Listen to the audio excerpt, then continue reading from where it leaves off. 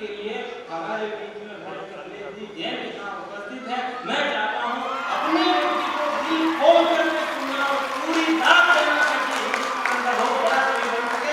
एक बार सारे लोग दोनों हाथ में ऊपर तालियां बजा के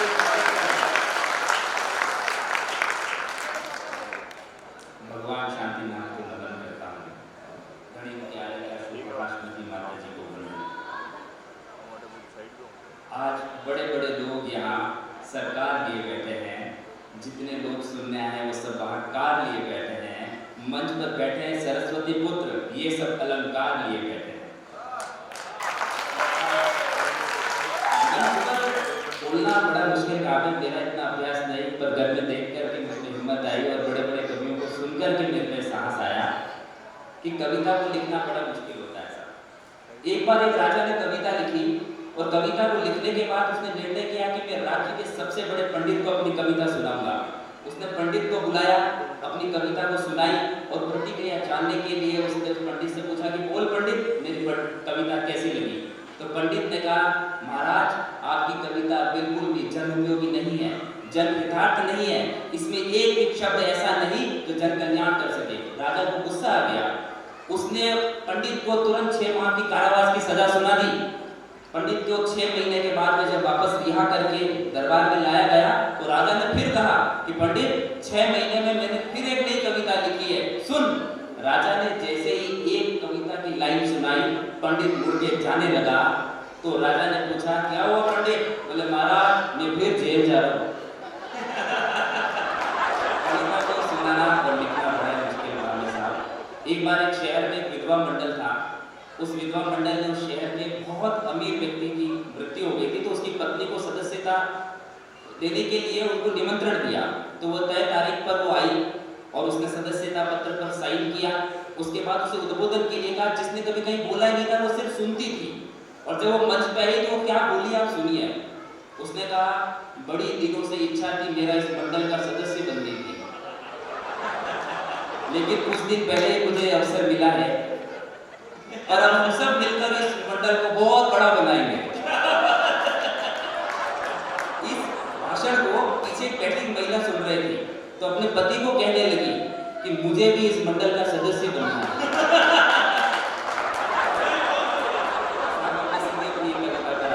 आपके बीच में कविता की भूमिका सिर्फ इतनी सी है कि जब भी आपके मोहल्ले में, आपके क्षेत्र में, आपके दफ्तर में जब भी महिला का प्रवेश होता है तो आपके अंदर वहाँ के पुरुषों में क्या परिवर्तन आता है, वो मेरी इस कविता का मूल है।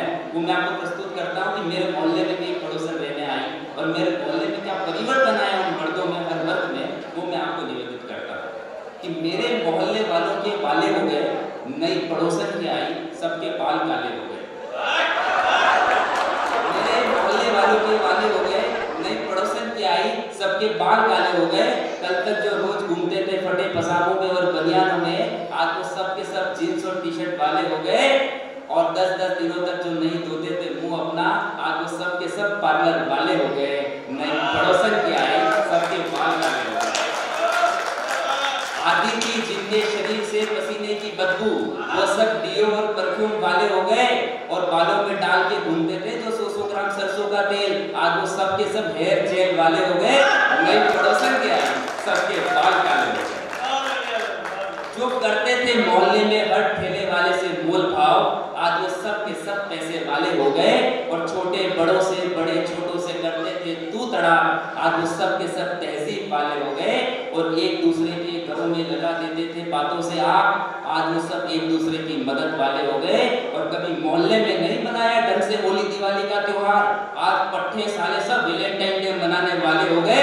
नए पड़ोसन के आए, सबके बाल काले हो गए। और लिए घूमते थे जो मोहल्ले में अपना मोटा पेट, आज वो सब के सब जिम वाले हो गए। और खाने के नाम पे खा लेते थे कुछ भी उल जुलूल, और आज सब के सब डाइटिंग वाले हो गए। और मोहल्ले में दौड़ते रहते थे टूटी फटी चप्पलें पहनकर, आज वो सब के सब नाइकी और एडिडास वाले हो गए। नए पड़ोसन के आए, सबके बाल काले हो गए। मेरे मोहल्ले में बुजुर्गों में क्या परिवर्तन आया साहब? बुजुर्ग भी कम नहीं हुए। जो बुजुर्ग जिंदा थे दलिया और खिचड़ी पर, वो भी नकली बत्ती सी लगाकर पिज्जा बर्गर वाले हो गए। और जो बूढ़े जिंदा थे काढ़ा और कप सिरप पर, वो भी पेप्सी और कोका कोला वाले हो गए। गली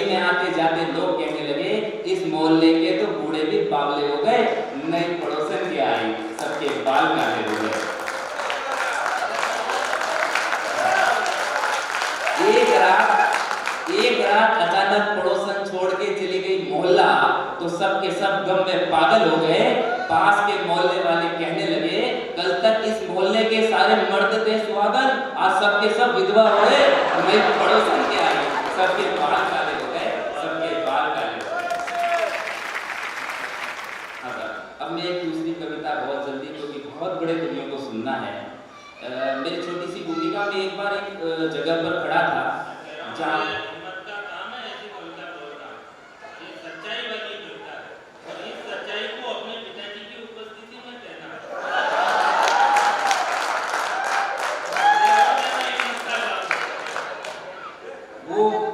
पिता हमेशा पिता ही होता है। मेरे पिताजी को एक बार व्हाट्सएप पे कुछ सिखा रहा था, तो पिताजी ने बोला व्हाट्सएप पे मुझको ये चीजें बता। मैंने कहा यार पापा हर बात मुझसे ही सीखते हो। तो पिताजी ने कहा बेटा आदमी अपनी गलतियों से सीखता है।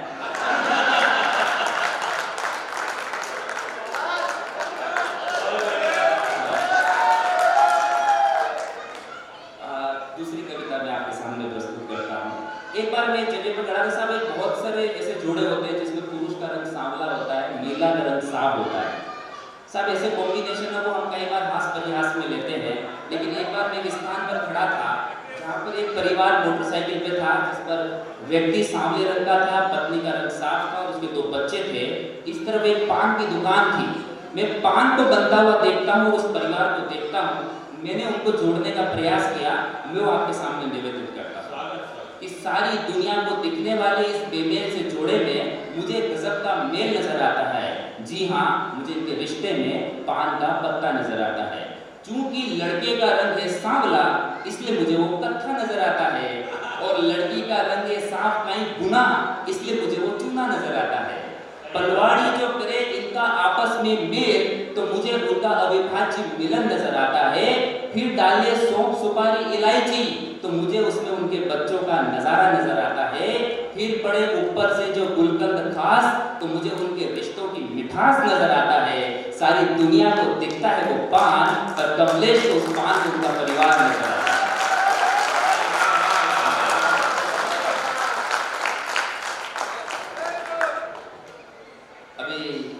हमारे बहुत अच्छे मित्र हैं मुकेश जी चपलो साहब, मैं इनके मैनेजमेंट से बड़ा कायल था। इनके कार्यकाल में 1 रुपये भी हमारा बर्बाद नहीं होने दिया जाता, 1 रुपया भी नहीं। इसका मैंने एक उदाहरण भी देखा। मैं जब फतेह सागर में जा रहा था तो मैंने देखा कि ये घोड़े पे उल्टे बैठे हुए थे। तो मैं बहुत देर तक इनको देखता रहा, पर समझ नहीं पाया कि ये कर क्या है। तो मेरे से रहा नहीं गया, मैं इनके पास गया। मैंने बोला मुकेश जी घोड़े पे उल्टे क्यों बैठे हो? बोले कि कमलेश जी ये घोड़ा मेरे सोने की अंगूठी खा गया है।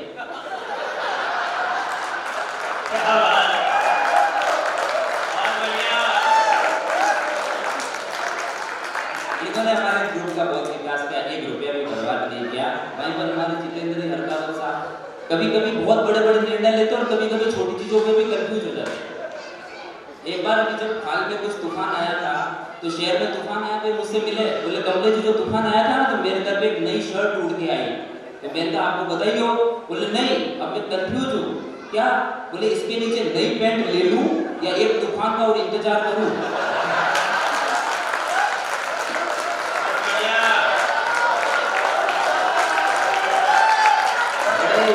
हमारे शानदार संस्थापक महोदय जितेंद्र जी हरकावत साहब हमेशा प्रेम देते हैं मुझे, छोटे भाई होने के नाते। और एक बड़ा काम इतना बड़ा सोच लेते हैं कि हम सोच भी नहीं सकते हैं। इनको एक बार हमारे ग्रुप के लिए बोला कि फ्रूट ले आओ। तो एक फ्रूट लेने के लिए फ्रूट वाले के पास गए। उस फ्रूट वाले को कह रहे एप्पल क्या भाव दिए? वो बोले 150 रुपए किलो। बोले ठीक ठीक लगा, तेरे को भी साथ में ले लूंगा। इतना बड़ा सोचते हैं, इतना बड़ा।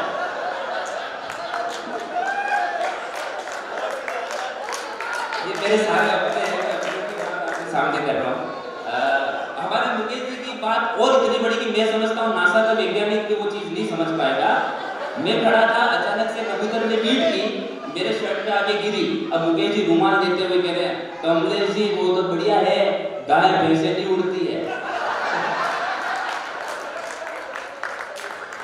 बहुत ही शानदार हमारे ताजा पूर्व अध्यक्ष और बड़े ही शानदार है।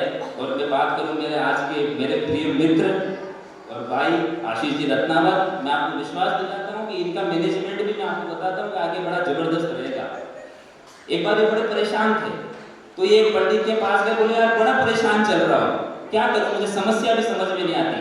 तो पंडित ने कहा कि कल अपने आंगन की मिट्टी लेके आना, मैं तुम्हें बताऊंगा कि तेरे घर में क्या समस्या है और क्या निवारण है। ये आंगन की मिट्टी लेकर के उसके पास गए, पंडित ने मिट्टी को हाथ में रखा, आंखें बंद की और कहा कि अभी अभी तेरा बच्चा फेल हो गया, तेरे घर में 10 मिनट पहले 5 लाख रुपए की चोरी हो गई है, और हाँ 2 सेकंड पहले तेरी पत्नी पड़ोसी के साथ भाग गई है। हमारे आशीष जी जोर जोर से हंसने लगे। पंडित ने आंखें खोली, बोले पागल है, तेरे घर की हालत इतनी खराब है, तू हंस रहा है? बोले पंडित जी ये आंगन की मिट्टी में आपके घर की लाया हूं।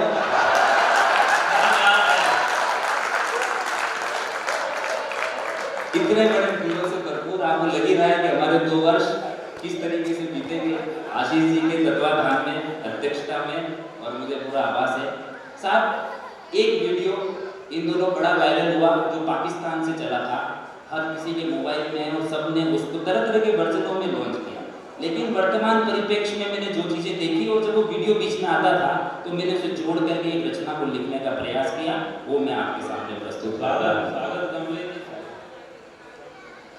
कि तेल की कीमतें आसमान छू रही है, तेल की, आप समझ जाएंगे आखिर पंक्ति में मैं किस वीडियो की बात कर रहा हूँ।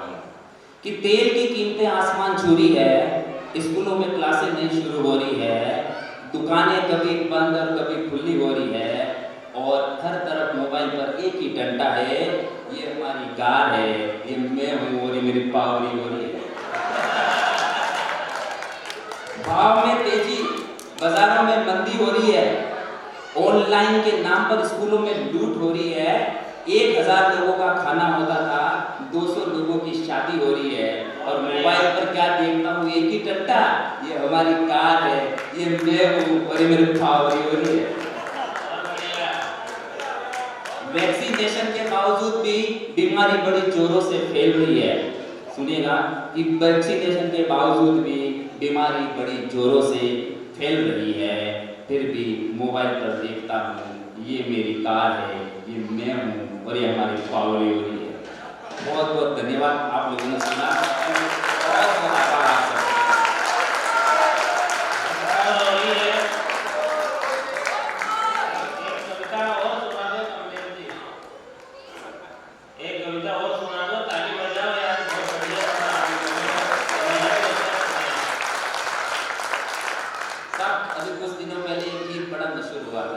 कुछ ऐसा कर कमाल कि मैं तेरा हो जाऊं, मैं किसी और का हूँ फिलहाल कि मैं तेरा हो जाऊं। ये पतियों को झूठे बढ़ाने के लिए लिखा गया था, क्योंकि कोई पति इस गीत को नहीं गा सकता था। साहब मैं बताता हूँ, हिंदुस्तान के अंदर एक शादीशुदा व्यक्ति अटक सकता है, भटक सकता है, लेकिन शादी नहीं कर सकता दूसरी, वो पत्नी से बहुत डरता है। साहब मैं इसमें आपको बताता हूँ कि एक व्यक्ति है जिसका इस तरीके से एक अफेयर चल रहा है, वो रात को सो रहा है और जिसके साथ उसका अफेयर, उसका फोन आता है, वो जिद करती है कि तुम मुझसे शादी कर लो। अब वो अपनी पत्नी से बड़ा डरता है। साहब अब वो उसे कहता है कि मेरा तुझसे एक सवाल कि कैसे तेरा हो जाऊं, ओ घरवाली कर देगी लाल, उधेड़ देगी मेरी खाल, तो कैसे तेरा हो जाऊं। बच्चे करेंगे बवाल, ससुराल वाले करेंगे धमाल, तो कैसे तेरा हो जाऊं। ओ मेरा तुझसे एक सवाल, कैसे तेरा हो जाऊं। साहब एक आदमी खाना खाने के लिए बैठा तो उसकी पत्नी ने उसे रोटी रखी और उस पत्नी को वो चिल्लाया कि तूने आज भी मुझे बिना घी की रोटी रखी, कल भी बिना घी की रोटी रखी थी, तो 3 दिन से बिना घी की रोटी रख दी। उसे गुस्सा आ गया, उसने हाथ में मोबाइल था रसोई की तरफ खींच के फेंका। पत्नी ने भी बोला मैंने तुम्हें 10 दिन से कहा था घर में घी खत्म हो गया है, तुमको कोई बात समझ में नहीं आती। उसके भी हाथ में जो हथियार था उसने खींच के भेजा, आदमी के सिर पे आगे लगा। आदमी ने परिस्थिति को भापा, चप्पल फेंकी, घर के बाहर निकल गया, सामने मैं मिल गया। मैंने बोला क्या हुआ सिर पे? बोले ऐसे चोट लगी, सूज गया। मैंने कहा घर जाओ, इस पे घी लगाओ। बोले भाई साहब घी की वजह से सूजा है। अब वो व्यक्ति साहब जब उससे मिलता है, मैं बताता हूँ कि यहाँ जितनी भी मातृशक्ति मौजूद है कि हम क्यों नहीं करते, कहीं ना कहीं हमारे अंदर उनकी जिम्मेदारियों का भी असर होता है। अब वो लड़का उससे अगले दिन मुलाकात करता है और वो अपनी जिम्मेदारियां बताता है कि मैं तेरे साथ संबंध नहीं बना सकता, मैं भटक जरूर गया था। उससे क्या कहता है, गीत के बोलते कि ऐसा कर कुछ कमाल कि मैं तेरा हो जाऊं। वो कहता है ए सुनरी ए पगली अब ना कोई होगा कमाल, ए सुनरी ए पगली अब ना कोई होगा कमाल। वो तो है मेरे बच्चों की खड़ी है बन के ढाल, मेरे माँ बाप का रखती ख्याल। वो मेरे घर का है द्वारपाल, तो कैसे तेरा हो जाऊं मेरा तुझसे, वो मेरा तुझसे एक सवाल कि कैसे तेरा हो जाऊं। वो जब टूटूं जब रूठूं जब बिखर बिखर मैं जाऊं। जब आप अपने व्यवसाय से, ऑफिस से, दुकान से जब बहुत घबरा जाते हैं, पैसे टूट जाते हैं तो कई बार ऐसा लगता है कि मैं मर जाऊं, दुकान छोड़ दूं। ऐसे वक्त में जब आप अपने घर लौटते हैं तो निराशा में भी जो आशा का संचार करती है वो आपकी धर्म पत्नी होती है। इतिहास गवाए सावित्री सत्यवान के प्राण यमराज से बचा के ले आई थी। हालांकि इस बात के दो मतलब निकले, आप भगवान से बच सकते हैं, पत्नी से नहीं। कि जब टूटूं जब रूठूं जब बिखर बिखर मैं जाऊं, वो तब सोचूं ये दुनिया छोड़ चला मैं जाऊं। ऐसे वक्त में रखती संभाल, ऐसे वक्त में रखती संभाल, मुझको काल से देती निकाल, तो कैसे तेरा हो जाऊं मेरा तुझसे, ओ मेरा तुझसे एक सवाल कि कैसे तेरा हो जाऊं। वो जब उसके और मेरे हो रहे थे फेरे, अपने पाणी ग्रहण संस्कार को याद करके उसे बताता साहब, इतिहास गवाह है कि हिंदुस्तान में शादी संस्कार है और पाश्चात्य संस्कृति में वो करार है। उसे कभी भी तोड़ा जा सकता है पर हिंदुस्तान में उसे तोड़ा नहीं जा सकता, क्योंकि वो संस्कार विधि के साथ होता है। विवाह में वी उपसर्ग है और वहां का मतलब होता है वहन करना, अपने उत्तरदायित्वों को वहन करना ही विवाह कहलाता है। अब वो विवाह का बात करता है, उन सातों वचनों को याद कर रहा है कि उन वचनों को याद करता हुआ उसे कहता है कि जब उसके और मेरे हो रहे थे फेरे, हर फेरे पर पंडित वचन भी थे तेरे, हर वचन की आती है याद, हर वचन की आती है याद, सब वचनों की रखनी है लाज, तो कैसे तेरा हो जाऊं मेरा तुझसे, ओ मेरा तुझसे एक सवाल कि कैसे तेरा हो जाऊं। मेरी हर गलती तो उसने हंस के माफ करी। पुरुष गुटखा खाए, सिगरेट पिए, शराब पिए, आपकी पत्नी उसे माफ कर देती है और अगले दिन वो 56 इंच का नहीं 112 इंच के कलेजे के साथ आपको माफ करती है। आप कल्पना करके देखिए अगर एक भी एक आपकी पत्नी में हो तो शायद उस पुरुष की ताकत नहीं वो उसे माफ कर सके। इसीलिए आप अपनी पत्नी के सम्मान में ताली बजा सकते हैं कि रोज आप इसलिए याद है कि हमारे भीतर जी अभी बेवकूफ घूमने देते, हंसने की बात नहीं है, ये अपनी पत्नी के साथ देते यात्रा कर रहे हैं। अब ये वहाँ पे घूम रहे हैं, वैसे बहुत लॉयल पति है, बहुत पत्नीव्रता पति है, ऐसी कोई बात नहीं, लेकिन घटना ऐसी है कि बोलते हैं ना शादीशुदा पुरुष बतख की तरह होता है, पानी पे तो शांत दिखता है पर अंदर उसकी पाँव चल रही रहते हैं, पुरुष बिल्कुल वैसा होता है। अब ये बैंकॉक में घूम रही थी, पत्नी ने वो दृश्य देखा और इनसे पूछा कि आप तो ऐसे नहीं हो ना, तो इन्होंने बड़े ही कविता के अंदाज में इनसे कहा कि ये भी कुछ लिखते हैं। इन्होंने कहा कि माना सुलगती रेत पर अब पानी की आस नहीं। अब सुनिए बैंकॉक घूम रहे इन्होंने क्या कहा, माना सुलगती रेत पर अब पानी की आस नहीं, किसने कह दिया कि मुझको प्यास नहीं। मेरी हर गलती तो उसने हंस के माफ करी, मैंने की थी नफरत फिर भी वो मुझ पे ही थी मरी, सारी बातों का यही सार, सारी बातों का यही सार, उसके मुझ पे है उपकार, वो मेरा पूरा है संसार, तो कैसे तेरा हो जाऊं मेरा तुझसे, वो मेरा तुझसे एक सवाल कैसे तेरा हो जाऊं। आखिरी बंद इस कविता का, हम भटके क्यों, वो व्यक्ति भटका क्यों, वो उसे कहता है कि तेरी सुंदर काया से खींचा में चला आया, कि तेरी सुंदर काया से खींचा में चला आया, तू भी तो मेरे संग है जब तक पास मेरे माया, पर ये कहता हूँ अब मैं साफ, पर ये कहता हूँ अब मैं साफ, मुझको कर दे तू अब माफ कि तेरा नहीं हो सकता, कि तेरा नहीं हो सकता। मेरा तुझसे एक सवाल कि कैसे तेरा हो जाऊं।